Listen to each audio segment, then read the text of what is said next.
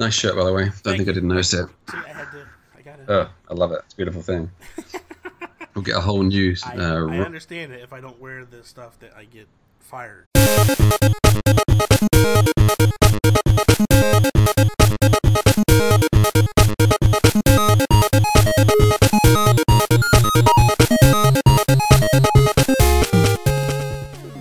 What is up, everybody, and welcome to episode 1 of Behind the Scenes with Jools Watsham. I am Bobby, the Nintendo Guru, joined by the man that's the show's named after, Mr. Jools Watsham. What's up, Jools?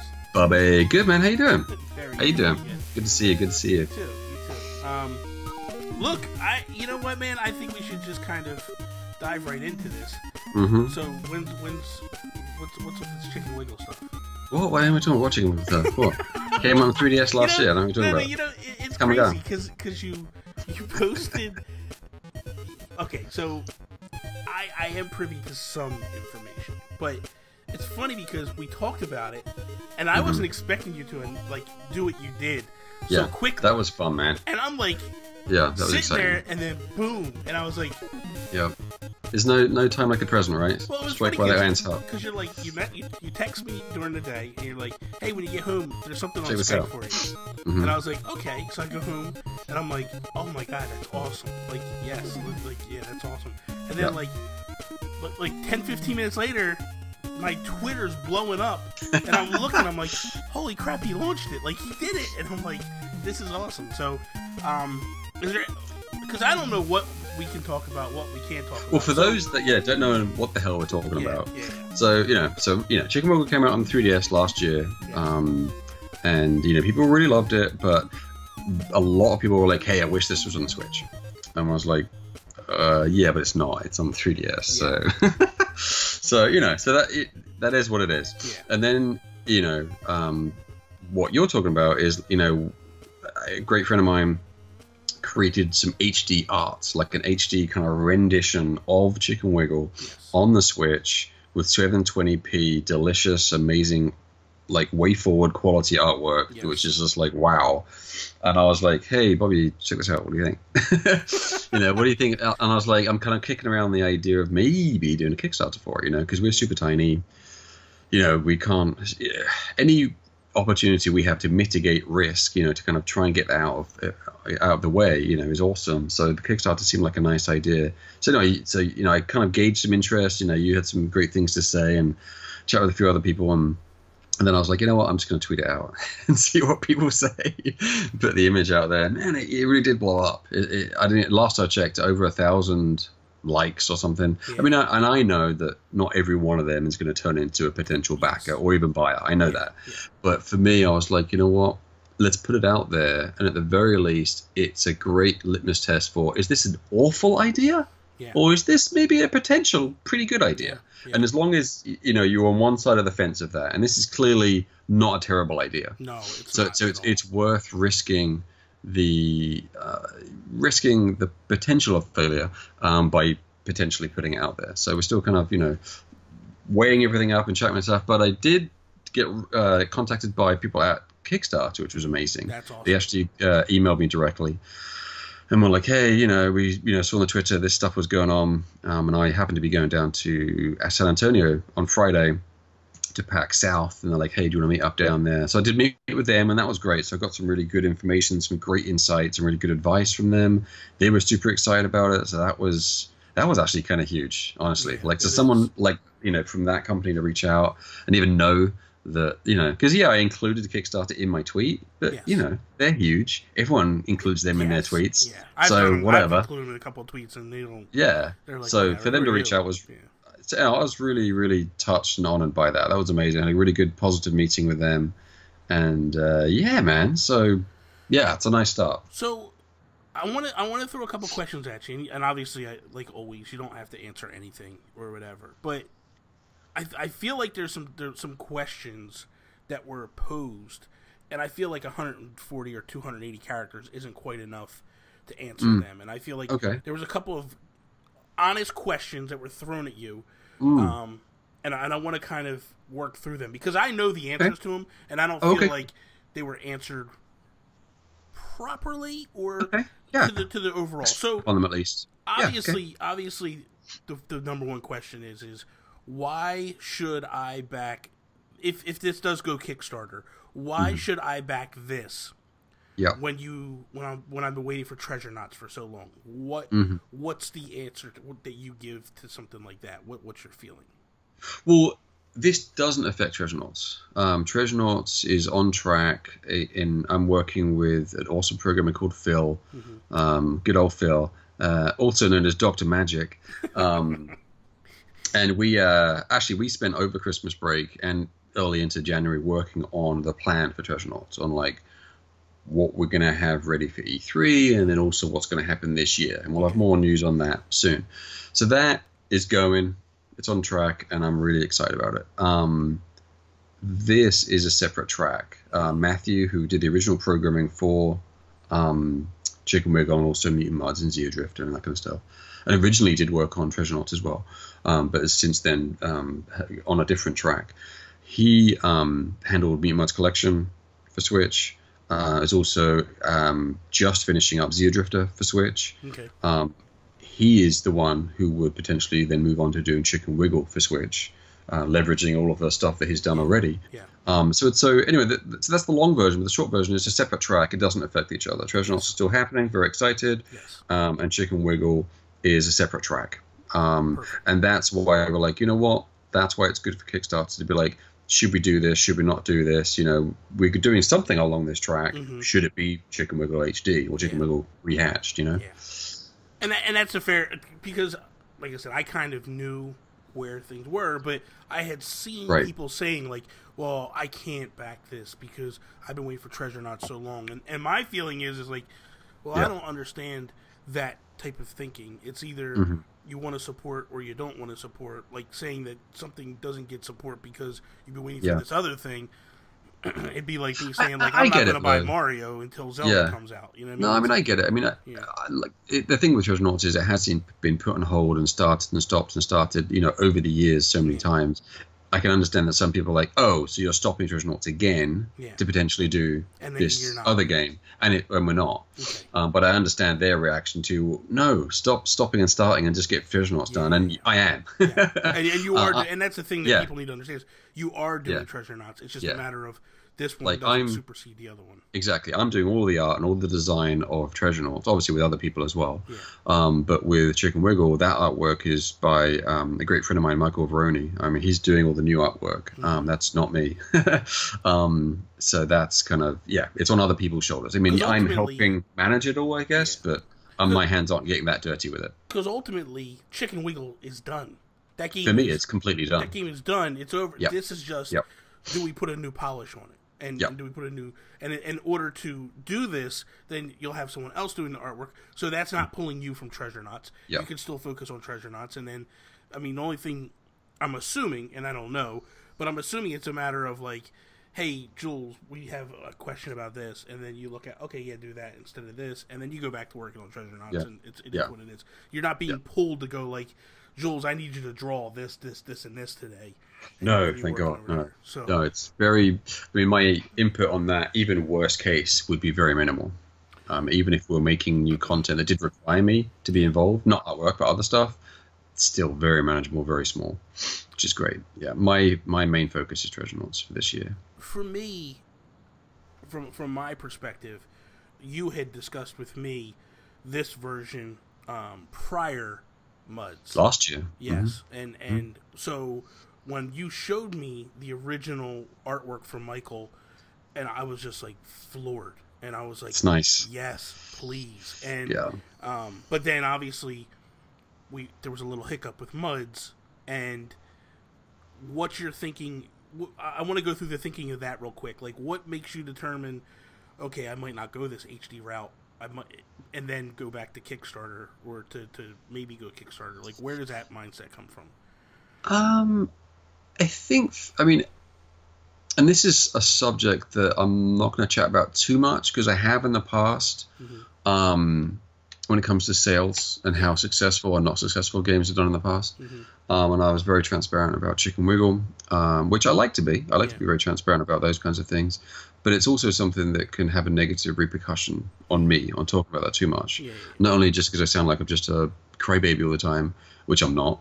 But I'm just being honest. Yeah. And I'm allowed to cry if I want to. But also, it is what it is. I don't want to sound like I'm whining all the time. But the reality is, I think if things had gone a little bit differently with Mima's collection as far as sales, then we would be in a more secure financial situation and move forward with more confidence. But because that didn't happen, it's kind of like, all right, well, let's take the next steps a bit more cautiously. Yes. Rather than just jump headfirst into something, because we devoted 16 months to Chicken Wiggle. Yeah. Super proud of that. Don't regret a second of that. Really, really proud of the game. But, we released it and, it just, let's just put it this way, it didn't make its money back. Yeah. It's just like, bummer. So that, and that similar thing happened with Mud's Super Challenge on, the Wii U and 3DS. And, not that I'm complaining about Mud's collection on the Switch, but obviously it could have done better and I wish it had. But I'm not complaining about what it has done. With Chicken Wiggle, rehatched, we kind of want to be a bit more cautious, and Kickstarter seemed like a good avenue for that.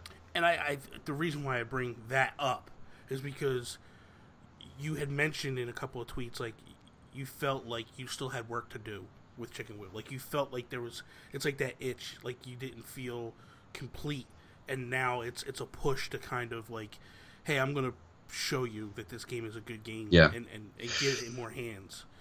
Exactly. I mean, I think when a lot of things, I think, worked against Chicken Wiggle when it came on 3DS. Number one, that it was on 3DS. I think that was one of the main things.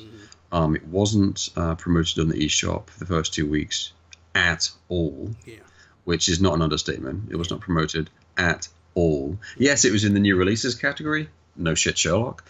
But on the main eShop, it was nowhere to be seen and then on the third week, it was there about 15 slots over. So, yeah, thanks for that. So it wasn't promoted from a major kind of partner when it came out. So that's a factor as well. And then the other factors are, the logo, the name, the visual PR representation I'd used at the time. All of those things combined seemed to kind of give off kind of a little bit more of a cheaper, kiddier, mobile kind of vibe, which I was completely oblivious to. I guess because I'm so close to the game, I know what the game is. I know it has some balls. I know it's a great game. So, but those that don't know that and only see the facade, the PR facade, before they even get to the game, they're like, no, I don't want to look at the game because this PR stuff looks like doesn't represent the game. So anyway, so learning from that, that was another reason to be like, you know what, man, this game really deserves more eyeballs because it turned out great. So I think giving it the HD overhaul, potentially revisiting the logo, obviously putting it on something like the Switch, and giving it some extra exposure as well. I mean, Kickstarter gives it some PR, some exposure as well. I'm hoping anyway, it could give the game the love and kind of eyeballs that hopefully it deserves, and then there has the true judgment, of like, all right, now everyone's got a real good look at it. Now you can tell me it sucks, because now you actually get to see what it is. No, I'm just kidding. It reviewed really well. The thing of it is like I've been listening to podcasts the past week or so, and I've been on a few podcasts this weekend, and the vibe and the feel from the community seems to be that people are tending to now start to grow a little tired of the pixel art. And that's not a knock on pixel art by any stretch of the imagination. Just oversaturated. Exactly. Everybody is doing it right now, and it just feels like you can't get out from underneath of that. Like, if you go through the eShop, it's like every single indie game is pixel art, and everything that's AAA is not, and it feels like, where that's what gets me excited for this game. Like we were just talking before the show, like we were looking at the images, and I'm floored by the quality that's coming out, and it is like, man, if you can get this to be Chicken Wiggle, like I'm off. Like I hope everything goes through as planned, and I hope that you do push the trigger on this Kickstarter and go with it, but B, I hope everybody backs it, because man, I want this version. And it's like, me too, man. I mean, I didn't do the artwork, so I can look at it objectively and go, wow, it looks really good. It is. And it reminds me of kind of the treatment that Way Forward might do. You know, I love Way Forward. You know, I'm a huge fan of Half Genie Hero. I own it on about 5 different platforms, in a box, digitally, all over the place. I love Matt Bozon, love all those guys over there. They're very, very talented. So anyway, it gives me that vibe, which is like, wow, that's awesome.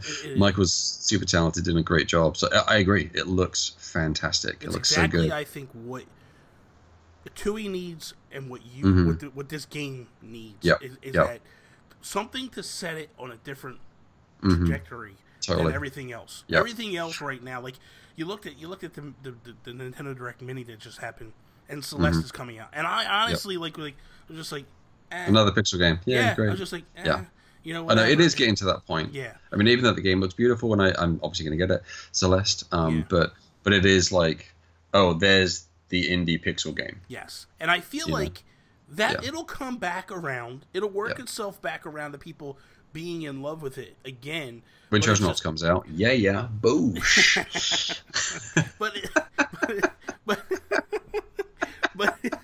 but essentially, it's more or less just people are just, it's an oversaturation. You nailed it exactly in your statement. And I think once it kind of pushes away a little bit and people step back and go, okay, now we can get back into this again. Like, I think what it is well, I mean, for me, what it does when I see the oversaturation of pixel work is it makes me kind of go, all right, we need to make sure that there's more to the game. So we have something to talk about. So the press have something to get excited about. The players have something to be excited about. I think Shovel Knight achieved that very well. It wasn't just, oh, it's an NES game. Well, no, it's way more than that, you know. And you get in there, and they did a fantastic job in practically every way. And that to me is what Treasure is. It's one of those games where I'm like, all right, it's pixel art, whatever, but it's the game itself and what's in it. It's pretty rich. It's just very rich, actually. There's a lot of content. Anyway, so that's going to be something that I'll have plenty to talk about when it comes time to talk about it. And yes, it is pixel art, but the nice thing is there's much more to talk about. But you know, but when you compare it to Muds is simple. I mean, it's the epitome of simple. I mean, the artwork is simple, the gameplay is simple. The music probably isn't simple, actually. The music's probably the most sophisticated part of the game. And the programming is probably the most sophisticated part as well. But the design and the art is super, super simple. So there's not much to say about Muds. It's like, oh, it's a simple platform. There you go. But with Treasure Knight, it's just like, wow, I have a lot to say. I think you're overselling simple with the game is very difficult, Jools. Let's. But it's simple. No, I'm just. It's not easy. But it's simple. It tries your patience. But the thing that's Deluxe doesn't. Deluxe is pretty like. No, Deluxe is fine. World 5 gets a bit tricky, but 1, 2, 3, 4 not too bad. 1, 2, 3, 4 is fine. 5. But 5 is like, oh my god. The ghost worlds are a little. They're a bit tricky. The nice thing is they're just optional though. But the granny levels are a little tough too. That's really up there. But that's where you're taking all your stuff and really good to get to granny. So you've definitely earned your way there. Exactly. So, but getting back to Chicken Wiggle, the thing that I'm actually really excited about is the potential of, I'm hoping other people are, is the potential of, I got it on 3DS, I made these levels, and I'm saying this is the way I think as well. I really want to see those in HD because I'll get to see all of those levels, whether they be the story mode, one-player mode that I made, or the new levels I made and uploaded.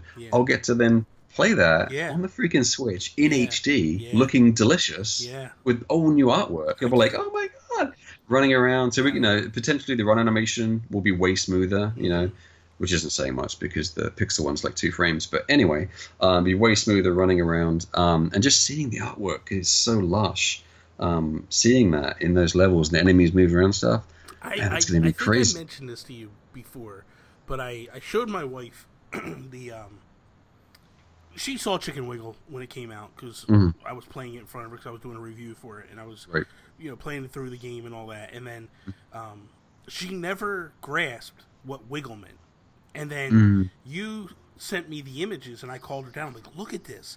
And she's like, what's that thing in the backpack? I'm like, it's a worm. And she's like, I was like, that's Wiggle. And she was like, oh my god. But she fell in love with Wiggle. Like, when she could see him like a little cute cartoony version. He's so cool looking. He looks so awesome now. I mean, he looked good before, but like, you could lose him in Well, the he's pixel like art. 5. He's about 5 pixels. Yeah. Yeah, So, yeah. you know, it's So now it's like, Yeah. oh, this is awesome. Like you see the eyeballs. It's so cool, man. It's so yeah, cool. yeah. But all right, let's jump into this this little game that you worked on a while ago. Okay. A long time ago, and then we'll come back. We'll chat after this. Yeah. All right. But Cool. let's jump into this. All right. Storm logo. Storm logo. And now Jellicoe and other stuff's being said. I didn't realize this was a Jellicoe game. I used to play man. a lot of Jellicoe games. Yeah, this was a back cool in the little day. arcade game. Yeah. The arcade machine is beautiful. The artwork. It's really, really sweet. Yeah, I did see some of that when I was looking for this. Oh, look out. No, I did that font. See that terrible font that's down there? I did that. You did the font? I did that font. Oh, yeah. my Lord. Oh my gosh. Fonts, man. Ugh. I actually like doing fonts now, but... But you were essentially trying to... So- this was an arcade port, correct? It was. Okay. So this was my first job as a video game artist. Okay. I love this little game. It's so cute. And so someone had already done a bunch of the artwork already. So I came in, I was like 18 or something at the time. So my first video game job. And they were like, hey, I didn't know what the hell I was doing. I mean, I had made a portfolio on a 3.5-inch floppy disk, sent it in with some artwork. They're like, yeah, that's good enough. Great, you're hired. I was like, sweet, awesome. So I moved to London. And someone had already done a bunch of artwork for the game already. And they're like, hey, yeah, we just need you to help finish this off. So I was like, oh, okay. Yeah, so it was kind of like, it was such a weird thing. But yeah, I'm trying to think now when it came to the main character, if they were already done or if I helped. They may have already been partially done. Maybe I helped finish them off. Gosh, I can't even remember now. But yeah, a lot of this level art stuff I had to kind of redo or finish off. And the programmer's name is Simon Pick, and he was very talented. That's the other thing. Like back in those days, the teams were 2 people.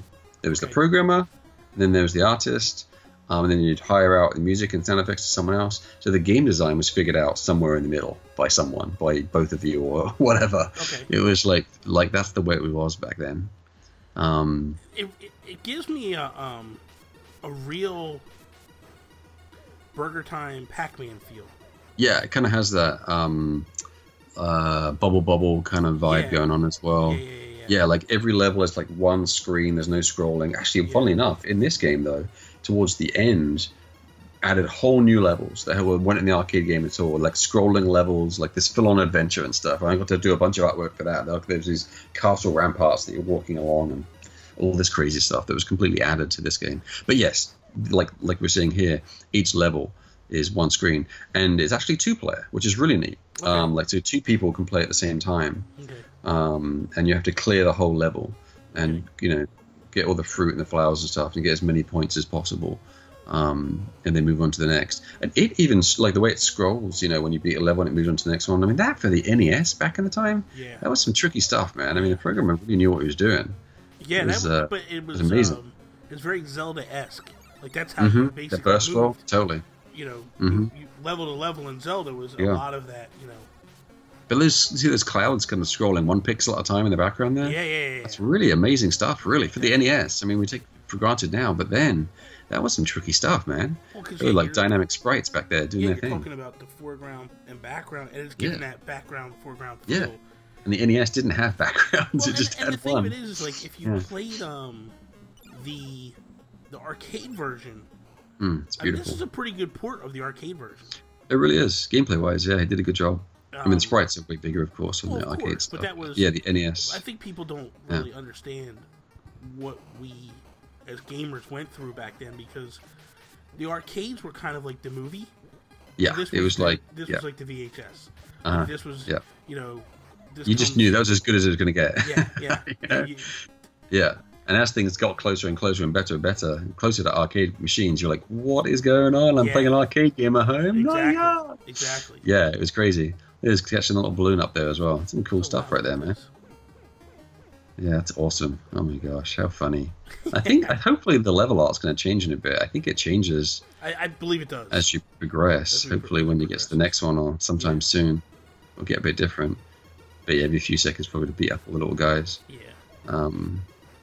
But yeah, I mean, even I remember, I think probably helping out on those little kind of stars there as well, like when you smash them back and forth, the little particle effects. that was kind of the job, was coming in and just doing all these little tiny things. It was weird, man. Who did you work for in all this? So this was a full-time job at a company. The worst name in the world. It's called a Sales Curve. It's like, what? But then they changed the name to Storm. Okay. It was the logo at the beginning of the game, so that was kind of their name. But they were great. I mean, they did games like Silkworm and Swiv. And Swiv came to the Genesis and Super Nintendo. Troddlers, which is a game we worked on later as well. What other stuff did they do? They did a bunch of stuff. I'm not sure, but this may have even kind of morphed into, gosh, what company is it now? I can't think. Ian Livingston, whichever company he runs now. Okay. Let me look him up real quick. I think he was something to do with the company back then. Bear with me. That's fine. Anyway, so I think the company kind of moved on and grew into, what is he? I'm trying to look up his. Grew into a bigger company later. Sorry, I'm gonna look over here while it's funny you because look some of the that sounds stuff. sound like Kung Fu on the NES. Yeah, you couldn't do much back then. You know. That's funny. I can't find it on here anyway. I don't want to waste time looking at this, but anyway, whatever. That's not important. But Yeah. but the company did grow on to, you know, bigger and better things. But it was funny. The situation was like there was basically three rooms to the office. There's one main kind of room where I sat, you know, with a programmer, and there was like a producer in there, and I think maybe another programmer, another artist, another producer. And the next room, there was two artists over there, and then there was another room where they're kind of like the managers and stuff kind of were. And that was it. But we were working on 3 or 4 games at a time. So after this game, I kind of, this is pretty cool. Look at those crocodiles. Yeah, like I remember that. That's mini awesome. boss. It's like a little boss kind of thing. Yeah. Yeah. Oh, I drew that little guy. So the mini one coming out, I did Okay. draw him from scratch. Oh my god. Yeah. So that was one of my original little. Totally. Original little guys. That's Kinda funny. Look at that. Cute. I do remember him. I completely did not remember him until I saw him just now. That's awesome. That's I completely forgot about that little guy. That's adorable. But the big ones on the side, I didn't do those. Someone else did those big ones. They were already there, but I did do the small ones. That's funny, dude. What a cool little sequence there. That's great. That's Oh my gosh. Hilarious. And part of the project, so Simon Pick, who's a programmer, he didn't work in the office. He lived somewhere else.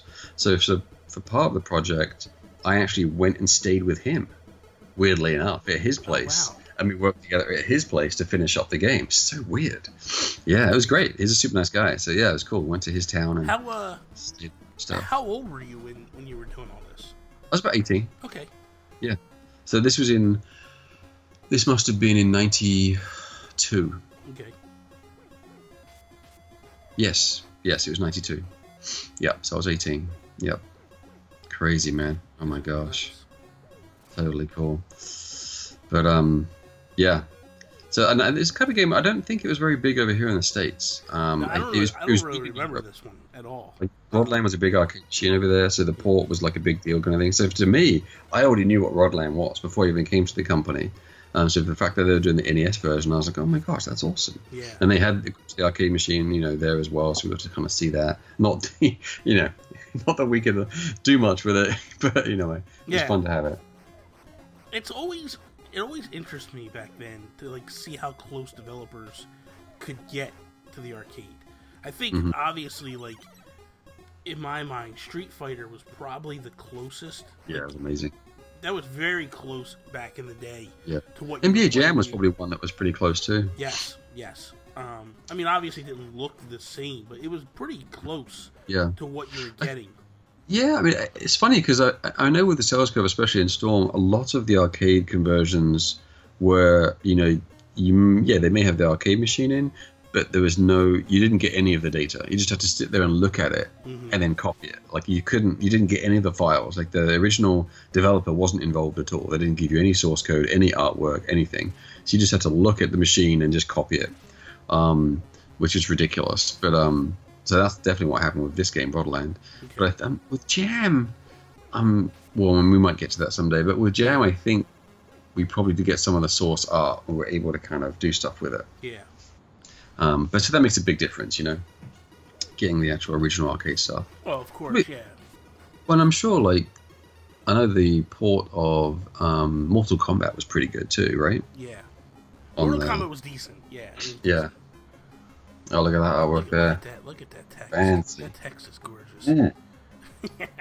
Font is amazing. It's so bold, yet so crisp. Beautiful. Yeah, so I guess the level art just kind of stays the same for the most part. I'm kind of surprised. At some point, but I think it gets closer towards the end than it changes. Okay. Yeah, it's switched up by now. It's getting a bit old, this whole level art stuff. Hey, man, this is what we had back in the day. What do you? Let's change the colors or something. You're sitting here complaining about it, and you made the thing. You worked on it. Why do you think about this back I was a hired gun on this one. I didn't have much say. Yeah.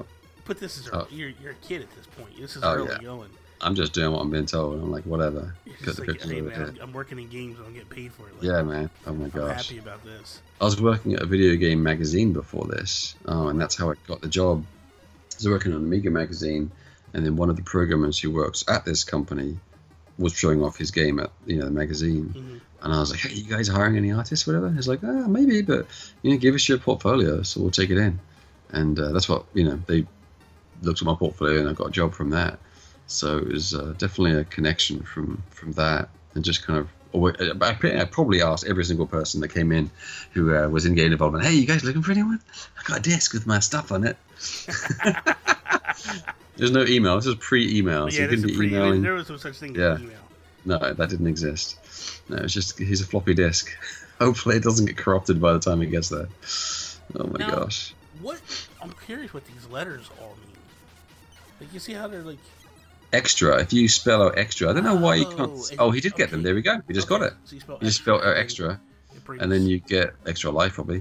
Take this life energy, and good luck. Good luck.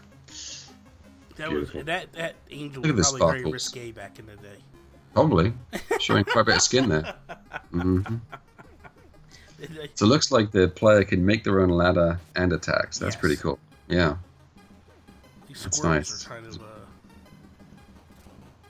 I don't remember drawing that, so I think that was already done. I think all the enemies were done before me, because I don't have any memory of that guy at all. Yeah. Yep. He's crazy looking. He's cool. That's nuts. How funny. Where we're at the Love how the numbers mark on this. So we got about another 20 minutes before this game comes to an end. But, right. It's very. I mean, it's very straightforward. You know what I mean? It is. It's like I said, but that back then, like, it's crazy to think like you didn't have like this is a game that you would like play for hours and hours and hours. You would totally. And this was like like this was amazing stuff back then.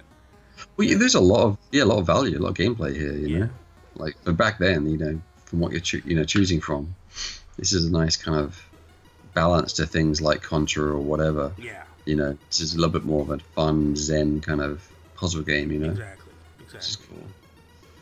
Yeah, the music. Probably speeding up as time goes by. It's funny. So funny. I see what you're saying. Okay, so he's working to spell the word extra. Yeah. In order to do this. Yeah, and 2-player is fun. I don't know. I'm trying to think. I don't think anything changes in 2-player apart from the enemies and as far as the enemies and platforms, I think you get to just be more, efficient by being 2 people running around doing anything. So that's definitely more fun. And I'm trying to remember now. I don't know if I think in the way you grab the enemies and bash them around, I think you can do that to other player as well. So there's some griefing in there. Actually, you're competing more or less. Yeah, so you can mess with each other. So that's pretty fun. 2-player is definitely, a totally different experience. Funny. Oh my gosh.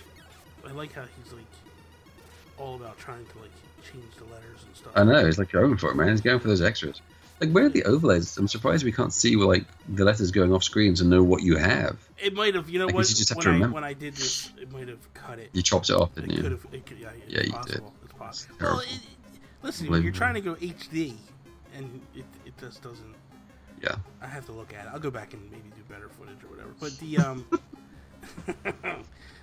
Oh, look out! What's this? Look at them swimming. Here we go. Oh, her. Sorry, they're both Yeah. women. Oh, I do remember. I didn't.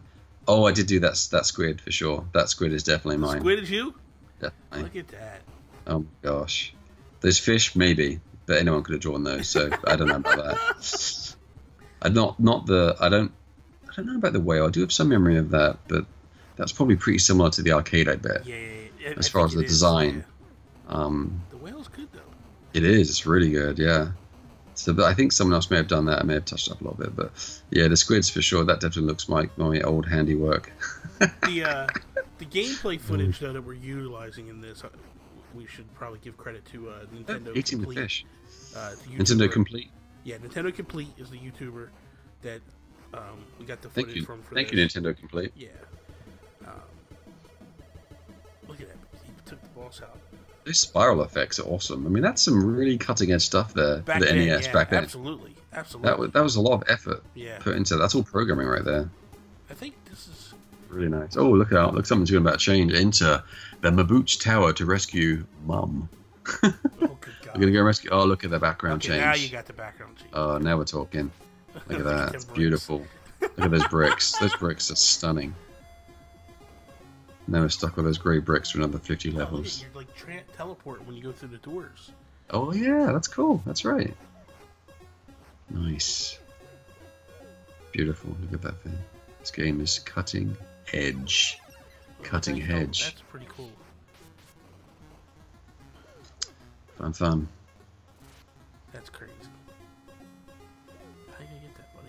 Diddle-a-doo. Oh, there we go. That. Extra game.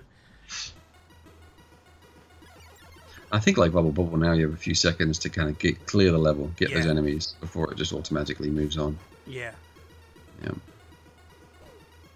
So is it these grey bricks forever? I bet it is. Oh, it goes up now. Look at that strolling up. Oh, that's look cool. out. Okay, look at this. Man, that is fancy. Oh my gosh, that's awesome. Good That's Lord. nice. That's a nice attention to detail, you know? It is. It is. That is really, because I don't think it did that before, did it? Unless I missed it. I think it's always going left to right. It was going left. It was going right. Yeah, now we're going up the tower. That makes sense. Yeah, you're going. Yeah, it does make context. sense. I like it, man. Man, they were thinking. Simon Pick, man, he was thinking when he was making this thing. He was trying. He knew what was up. He really was, though. Yeah. He put a lot of effort into this game. He was definitely the running this project. He did a great job. That's amazing though. There was only 2-man teams back then. Ridiculous. It's like the game after this is Time Slip, which I hope we don't do a video on because the game is awful. But yeah, that was me and Steve Snake, who's a very talented programmer. We were like, hey, and they were like, hey, we want you guys to do a Super Nintendo game, basically like, you know, Contra 3. Okay. Oh, Contra 3 is only like one of the best Super Nintendo games ever. Yeah, sure, we can do that, no problem. Sure, they didn't have an army of people making Contra 3 or anything. No. It's not like that's basically an arcade game. Good lord. But yeah, so I mean, I left actually before that project was ended because I'm like, this is, yeah. I went to go and join Iguana. So I worked at Sales Curve for a year, and I found Iguana was hiring in North England. Actually, both me and Steve Snake left and interviewed at Iguana, and both got jobs there. Wow. And that's when I moved over to the States. I never actually worked in England. At Iguana, they sent me over to the States to train, and then I just never went back home. So that's how I got over here. Craziness. Like, Mom, I'm gonna go train for a little bit, and I'll be back. Yeah, I'm gonna go and train for a few years. 30 years 20 later, years. she's like, yeah, exactly. Jules, whatever happened, Jules? Are you coming back? I thought you were going to be there for a few months. What happened? Yeah. Oh my gosh, those monkeys are cute. Yeah, they're I like pretty cool. monkeys. They're fun. Oh my gosh, funny. Oh my god. So this is for as far as like the Let's Play kind of series. This is one of the trickier games to kind of do because it is kind of repetitious. You know. Yeah. There's much context as far as progression. But the thing that I'm noticing, because at first I thought they had to collect all the like flowers on the stage, but it's basically beat the bosses. It's either collect the flowers, and if you collect the flowers, they turn into different enemies. And then if you don't collect the flowers and you kill all the enemies, then you just move on to the next Yeah. level. It's about killing the enemies, basically. Yeah. Kind of. Yeah. Those little bees are pretty cool too. Nice. I'm telling you, that sound, that doo-doo, that's Kung Fu, man. Yeah, it's just using just the generic sounds and stuff. Yeah, the sine wave, the what square and triangle and blah, whatever. Yeah. All the different stuff. That's funny. Yeah, that's interesting. It's just amazing to think back to like how you guys were all basically utilizing the same stuff per se. Mm-hmm. You know, making all completely different experiences. Yeah, yeah, because it's so limited. Yeah, and that's still obviously the case. But yeah, now we have much more, detail to what we do. But then, yeah, it's so basic. And I think too the other thing is it's multi-task because you want to try to spell extra, so that way you can get the extra life. Because you might need, extra lives or whatever. But I like how he's like changing the letters to spell what he wants, and then boom, he just did it. There we go. Got it. That's pretty nice cool. timing. Yeah. Fun. A lot, because Pac-Land, sorry, that reminds me of Pac-Land, where you'd get special letters and you'd meet the fairy at the end and all that kind of stuff. Good stuff. I loved Pac-Land on the arcade. It was great. Well played, Rit. I think it was Rit and Tam were the two. That's right. Yeah.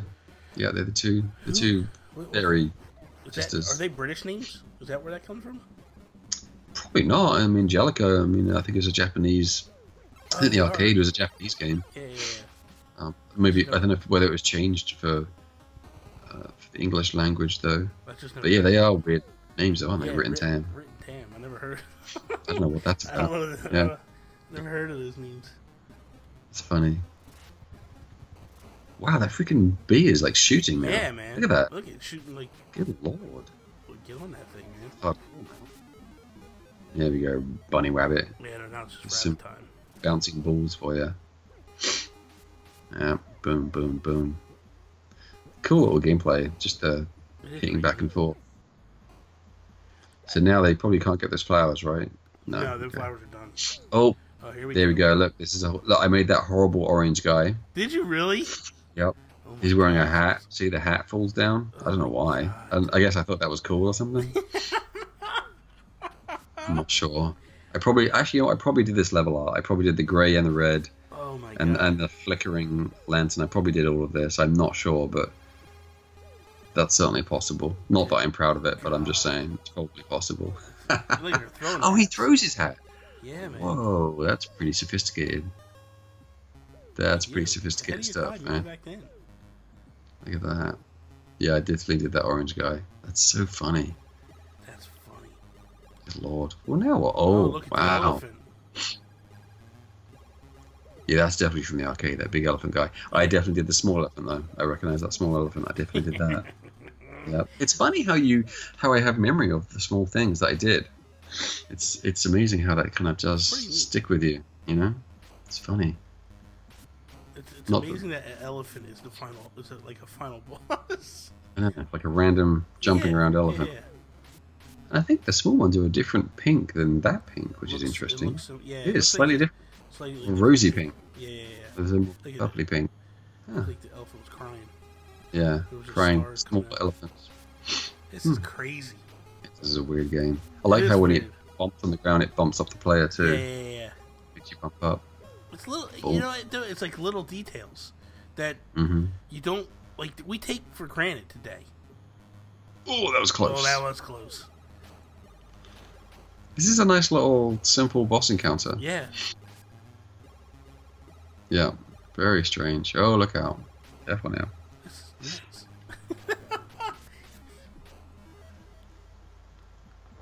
Oh, I thought it was going to get I thought it was going to drop down. Yeah. I'd be like frustrated right now. Like, how long is this battle going for? I know. It's like, come on, man. There's no health bar either. You can't see what's going on. Yeah. There's no sense of progression. You just have to keep on wailing on it. Oh, look out. Oh, nice effect. Oh, that was pretty cool. So fancy. Stars again. Boss clear. Look at this. Look at that Yes. Beautiful text. Fireworks, man. That font is out of this world. Oh, look at this. Back to the grey bricks. Why is it grey? I don't know why we chose grey. Maybe trying to make it like it's dark. Oh, yeah. It was the castle, I guess. Yeah. The castle thing. Yeah, the nest didn't have many colours. No. It was either this or something crazy. Those are like a lilac kind of grey, but it was not very subtle. I wonder what that little platform is there with the slit in it. What does that do? Did something come out of that? Oh, it's gone now. This is nuts. Oh, there's a lot of enemies now. That's, oh, look and out. they're faster too. Those yellow things are crazy. Yeah. It's like Chicken Wiggle right there. It's going nuts. It looks like a chicken, right?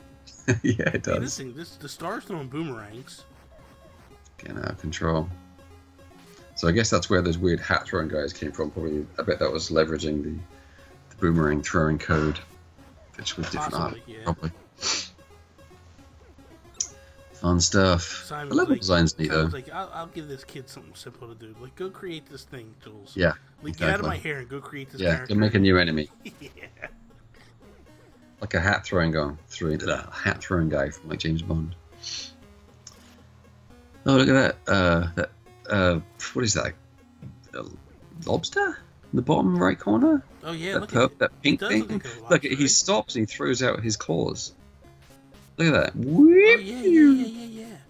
It's awesome. That's pretty cool. He looks like Mr. Krabs, but he's not a crab. Yeah. Oh, there we go. Yeah, dude. I think it is a lobster. Yeah, that's pretty cool. I wonder why he's not red though. Why is he pink? I don't know. So weird. Color maybe? Maybe they didn't have. Definitely well, they didn't have a strong red, I don't think, but they had a red. I mean, yeah. Oh, weird. I don't know why it wasn't red. It's like these balls are pretty powerful, man. Yeah, they're awesome. And it's amazing with the limited colors. It's awesome how the scores really do pop. Yeah. Like the score, the colors and the harsh black outline, they really do stand out nicely. Which again is, it's taken for granted now, but then it's kind of, that was really an important consideration to make it readable and significant. Yeah, it looks pretty well. To think that, like, what the limitations back then and what you were, because when people sit there and they go, like, here's these blocks with the slits again. Oh yeah. Oh, it's the bombs. Oh, okay. Yeah. Those things are going up and down. But like people look at like Shovel Knight. And they go like, oh, this is an idea of like an NES. Like that game never would have ran on an NES. No way. Because you look at the limitations that we had, that you guys had back then. Well, there's no parallax, Yeah. Like the fact that those bricks even move at slightly different rates than the foreground do when it scrolls. That's amazing. I mean, I'm figuring the level itself, maybe, or the background. Either it's just a complete trick, which it might be because they are bricks. And it's a very simple shape, so you might be generating that in code, or the foreground or the background are in sprites, but I'm thinking it's probably a really simple animation actually, because that tile is such a repeated pattern.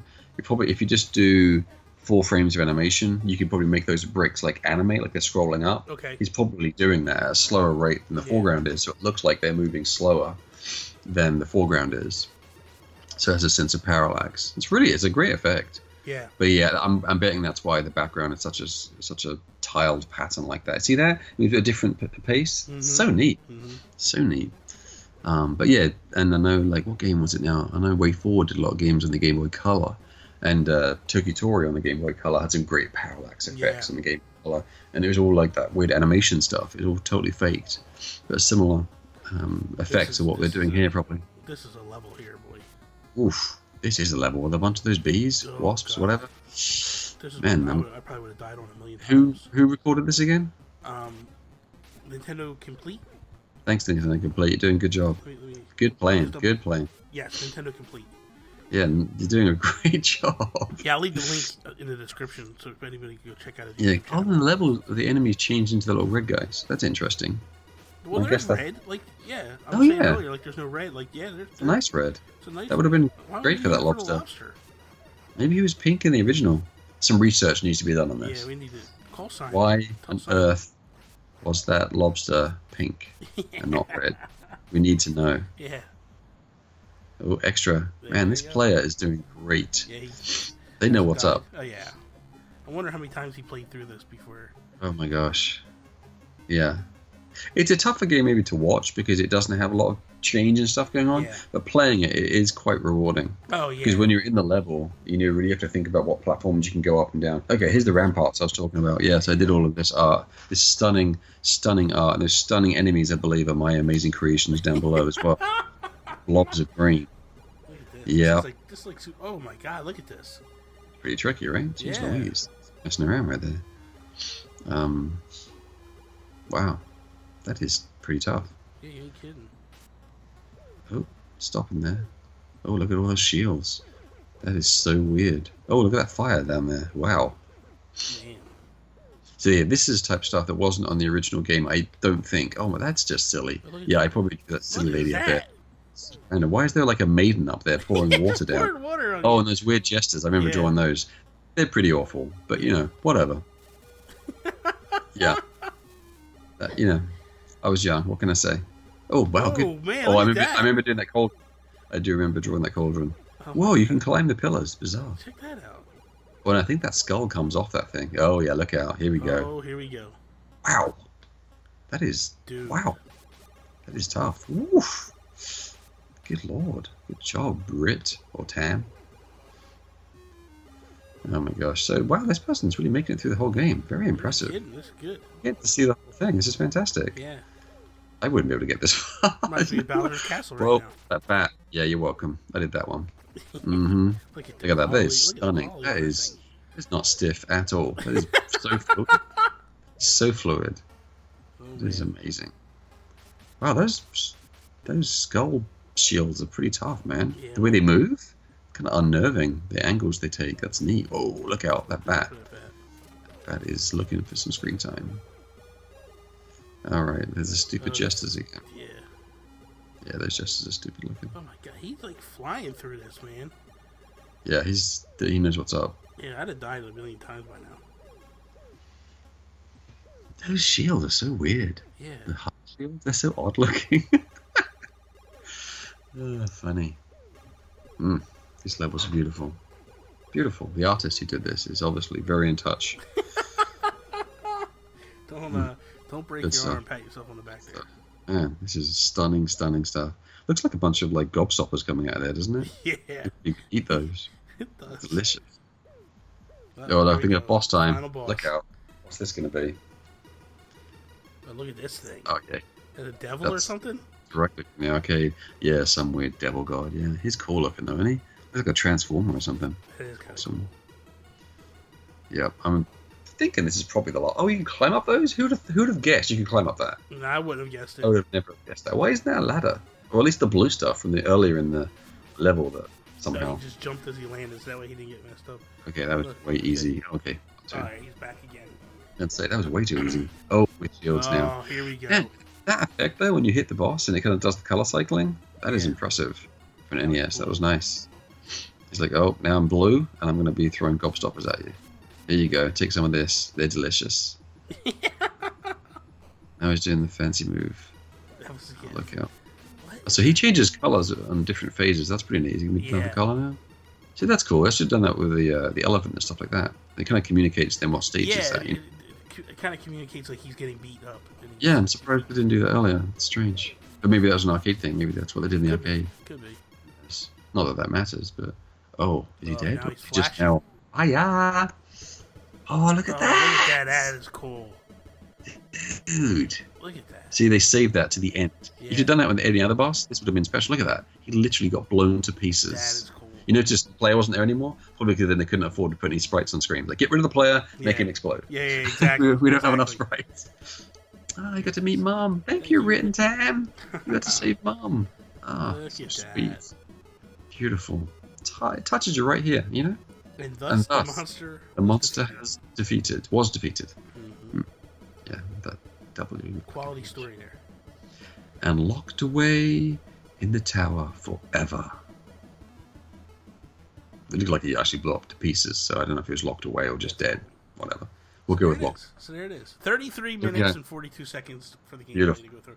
That's cool. Any other footage? Like the title screen. Yeah, see, the title screen was actually pretty neat as well. Yeah, yeah. Oh, you got to see the other player there for a second there. See, Yeah. like the other pink hair one. Yes. Which I like that one more. Yeah. I think she looks really cool. Yeah. So now is it playing all over again? No, I started it. You started again, Mine that's just, why. mine just looped. I'm like, you're like, what are you talking about? I'm like, Mine just- yeah, I'm sitting there like, it's done, Jules. Stop It's playing not- it, Jules. This is all in your mind. Exactly, like, let it go. All right, there it is. But that's interesting for your first game. Like, that's First game. kind of cool, and it's in the kind of cool can. to see like how integral, like how much they were actually giving you. Because you would think, like, your first game, you've never worked on a game before, they'd be like, okay, just do. But they actually, like, you did some characters, you did some they design. Yeah, and that's the way it was back then, you know. Like someone was hired, and they're like, "Well, you know, step up or shut up." Basically, it was like, we're making this game here, so you know, either you can do this or you can't, and you'll be replaced pretty darn soon if not. So, it was good. Everyone just need to get in there and do their thing. Even despite my horrible flying jesters, they still put it in the game for some reason. I would have replaced that with something, but whatever. The funny thing is, you can see the different art styles. I know, right? You can see. Two people are working on this thing completely. Yeah, definitely. It's oh yeah. It's like, which one was the 18-year-old and which one was the person who's done this before? Which one? Where's the rookie and where's the guy who's been here for a while? That looks NES. That looks like, I don't know what the hell that looks like. I don't know, but that shouldn't be in the game. Clearly. Yeah, they're like, well, we don't have the budget to hire someone else to redraw all this stuff, so we're just going to push it through. Yeah. Oh my god. For me, Jalico, like, I used to play a lot of baseball games. Mm. So, like, Bases Loaded.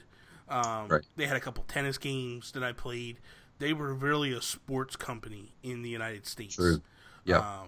They did a lot of sports games in the United States. So games like this, it may have come, but I don't remember it at all. And ultimately, I mean, that's like Jalico would have gotten, back when I was a kid, they would have gotten the glory. Nobody would have known that there was a development team working on this, and like Jalico would have gotten the glory, and you would have known, like, hey, it's a Jalico game. Like, you would have never thought of anything else back then. Totally. Yeah, it's kind of cool to see how that goes and how it works out. So it probably wasn't even released over here in the States, but I mean, I'm sure that the arcade, well, maybe even the arcade game wasn't, but the NES game, I'd be very surprised if that was released over here. It might have been. I mean, I don't see why it wouldn't have been, because the NES really wasn't popular in. Was it even released in Europe? It was. I don't know how popular it wasn't very popular. I don't know how well it sold. No, it wasn't. Wasn't a smash hit like it was over here. Yeah. Because there was so many other things happening in Europe at the time. You know, like there's this in the Spectrum, then the Commodore 64, then the Atari ST, and the Commodore Amiga. Yeah. And then the NES kind of came out at that time too. Mm-hmm. And then it seemed like before you knew it, suddenly the Super Nintendo was out. Yeah. You guys in the early 90s. And you guys were a lot of creating your own games as well back then. Yeah. Like, you guys had these Atari and these Amigas and stuff, and you guys were making your own games. That's what I did my art portfolio on, was the Amiga. Yeah. And that's what I was using probably to make the artwork for those games back then, actually, as well. Yeah. Probably, yeah. I don't know if you watch, I can't remember the name of it now. God. O'Dwyer. Danny O'Dwyer. He does No Clip. He does the okay. And if you go back and you watch CD Projekt Red, okay. The CEO of that company, they're from Europe. They're a European company, and they talk about the Amiga and how they got into doing all this stuff. Right. It's kind of cool and it's funny because I talked to you, and when I talked to Brian, like, you guys all kind of did the same thing. Like, it's how even when I talked to Klaus, like, it's all, you guys all had Amigas, and you were and you that's what's weird. In Europe, a lot of people, because the computers were such a big deal then, especially the ST and the Amiga, and that did kind of then spawn a bunch of artists or programmers, designers, game developers, basically, in Europe. And that movement was much smaller over here in the States or North America. You know, it's a much smaller movement, so you do get a lot of, old school. Yeah, there's a lot of old school developers from Europe. Because of that, primarily because of that age. You know, it's really interesting. Things are probably leveled out now. Before we wrap up, before we go, what did you get anything new this week? Yep, I do. I'm getting it out right now. Yeah. So I got my my book from what's the company? Is it Bitmap Books? Bitmap Books, yes it is. Okay. And what exactly is this? Super Nintendo Encyclopedia. Oh, wow. Okay. It's really thick. Holy crap, that's big. Yeah. This is a monster book, by the way. Monster book. Full of Super Nintendo art. Well, let me find something big and... Oh, there we go. Well, I can't get much better than that. Oh, it's a fold-out. Oh, wow. Anyway, but yeah, there's Link, of course. Awesome. And there's I guess it folds out to show the map and stuff. But it basically has hundreds of games from the Super Nintendo era big juicy pixel artwork, and written up stuff as well. Try to find something big and readable. Sorry, bear with me. No more fold-outs. Wow, that's really cool looking. That's pretty awesome. Holy crap! Yeah, it's really nice. Awesome. Anyway, so this was a Kickstarter that I kickstarted, ages ago, and it Bit Map Books. And it comes. It's a high quality production. So it comes in its own little kind of bookcase, or what do you call this? Book, whatever you call this. But it slides into this thing called sleeve. Yeah, I guess so. Yeah. But it has its own kind of. But it also has its own paperback kind of sleeve cover, as well as a hardback. And anyway, it's a really amazing production, and it's super sweet. So what is it called? It is called SNES Super Famicom: A Visual Compendium, the unofficial. Pretty awesome. Yeah, that's really super slick. And I have one more thing to show as well. Let's see the one more thing. Okay. Let's see what we got here. This is pretty awesome and really extravagant. Way too expensive. I haven't even unboxed it yet, but I need to. So this is Mr. Arthur from Jools and Ghosts. Here. So what it can look like if you actually take it out of the box and pose him up is you can look like that guy. Yeah, it's pretty amazing. I like the underwear one with the torch. That's pretty cool. Hilarious. That is So, awesome.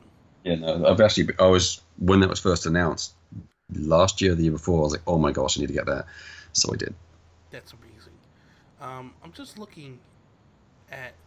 I went to the Wikipedia page for Rodland, and I don't believe it was in the United States.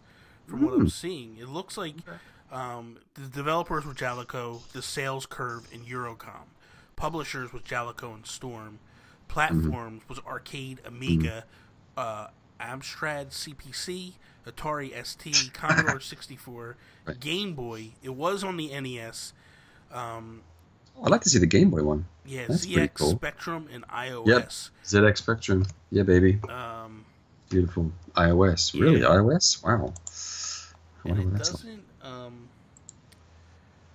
Says it's.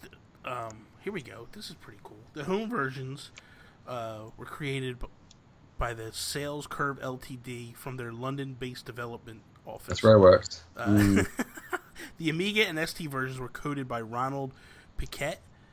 Oh yeah. And John Crowdy. Okay.